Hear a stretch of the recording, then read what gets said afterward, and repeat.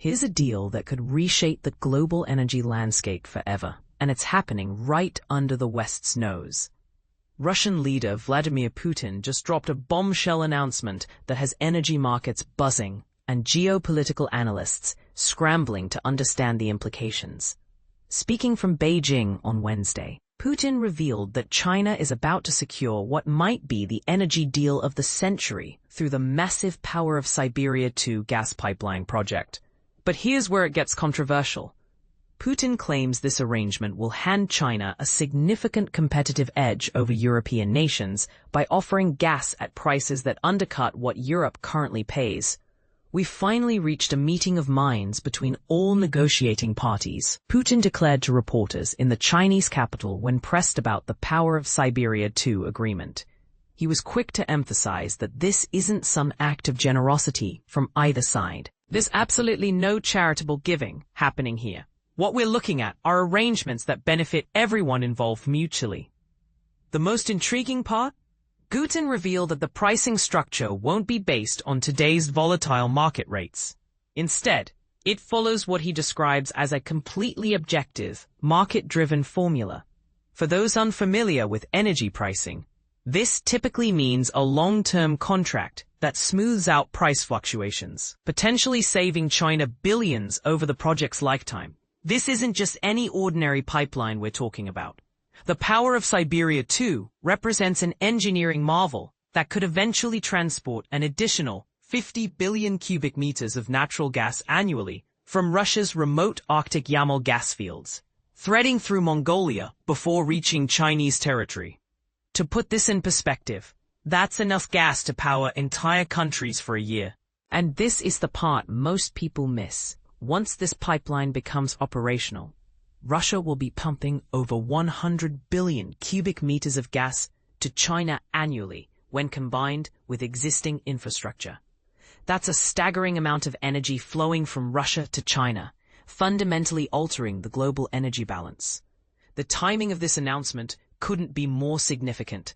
The partnership between China and Russia, which both nations have described as having no limits, has grown increasingly robust since Western countries imposed sweeping sanctions on Russia following its military actions in Ukraine.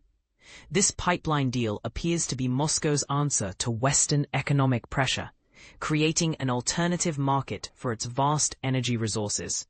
China's expanding economy has substantial energy requirements, and we possess the capacity to fulfill these raw material needs, Putin explained, noting that these negotiations have been ongoing for several years. This gives China a crucial hedge against potential future dependence on American liquefied natural gas, a strategic consideration that can't be overlooked. But here's where the controversy really heats up. Putin boldly claimed that this deal will create competitive advantages for our Chinese partners, because they'll receive gas at balanced market prices, not the inflated rates currently seen throughout the Eurozone. This statement essentially throws down the gauntlet to European energy markets and could be seen as economic warfare by another name. The Russian president's satisfaction with the arrangement was unmistakable. Everyone involved is satisfied. Everyone is pleased with this outcome, and honestly, so am I. While Russia and China have formalized their commitment to this massive infrastructure project through a binding memorandum signed during Putin's Beijing visit, Gazprom has acknowledged that specific pricing details are still being hammered out. This leaves room for speculation about just how advantageous this deal might prove for China.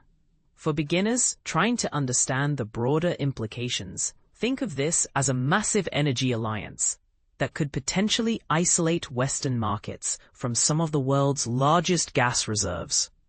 It's essentially creating a separate energy ecosystem that operates independently of Western influence.